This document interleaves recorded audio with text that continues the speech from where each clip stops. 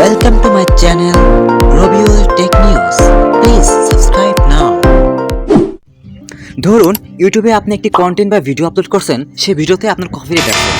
এখন সেই কপিরাইটকে কিভাবে ডিলিট করবেন? ভিডিওটি ডিলিট না করে সেই কপিরাইটকে কিভাবে রিমুভ করবেন? ভেরি ইজি, ভিডিওটি ফলো করুন, সম্পূর্ণভাবে বুঝতে পারবেন। তো এখান থেকে আপনারা যে কোনো একটি ব্রাউজার সিলেক্ট করে নেবেন, দেন এখান থেকে গুগল ক্রোম ব্রাউজারটি সিলেক্ট করে নিচ্ছি। দেন এখান থেকে আপনি সার্চ করবেন studio.youtube.com। এখান থেকে youtube.com লিখে সার্চ করা যায়। স্টুডিওর ভিতরে আসার পর ঠিক এরকম একটা পেজ ওপেন হবে। তো এখান থেকে বাম পাশে সাইডে দেখতে পাচ্ছেন অনেকগুলো অপশন রয়েছে। এখান থেকে আপনারা কন্টেন্টে চলে যাবেন। এখান থেকে 2 নাম্বার যে অপশন দেখতে পাচ্ছেন, এখান থেকে কন্টেন্ট অপশনটি ক্লিক করতে হবে। এখান থেকে কন্টেন্ট অপশনটি ক্লিক করব। ক্লিক করার পর আমার চ্যানেলে আমি যতগুলো ভিডিও আপলোড করছি প্রত্যেকটি ভিডিও কিন্তু এখানে দেখতে পাচ্ছেন। আমি যদি একটু জুম করে দেখাই, যেহেতু আমি মোবাইল দিয়ে করতেছি, এখান থেকে আপনারা স্ক্রিনটি ভালোভাবে লক্ষ্য করেন। দেখেন এখান থেকে একটি কন্টেন্ট দেখতে পাচ্ছেন, যে কন্টেন্টে কিন্তু আমার কপিরাইট ধরেছে। কিছুদিন আগে আমি একটি ইউটিউবে ভিডিও আপলোড করছিলাম যে ইনশর্ট দিয়ে আপনারা কিভাবে স্ট্যাটাস ভিডিও এডিট করবেন।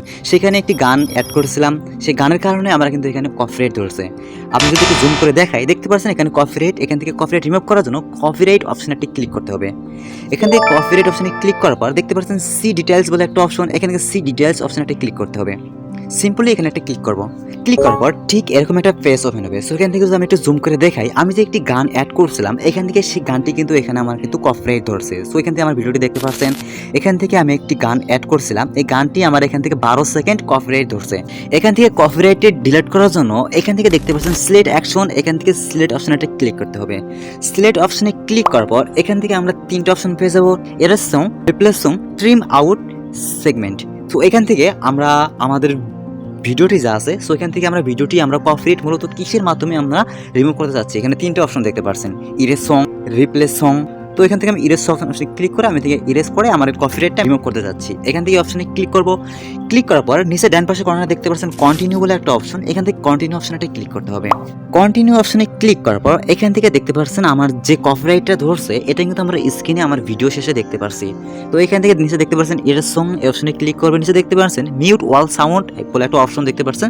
এটা যদি আমি অন করে দিই, তো আমার যে সম্পূর্ণ ভিডিও আছে, সো সম্পূর্ণ ভিডিও আমার সাউন্ডে কিন্তু রিমুভ হয়ে যাবে। তো আমি এটা চাচ্ছি না, আমি শুধু যেটুকু কপিরাইট ধরছে সেটুকু রিমুভ করতে চাচ্ছি। এখানে দেখতে পাচ্ছেন সেভ বাটন, এখান থেকে সেভ অপশনে ক্লিক করে এখান থেকে দেখতে পাচ্ছেন ইরেজ সং। সো এখান থেকে আমি আবারও ইরেজ সং অপশনে ক্লিক করব।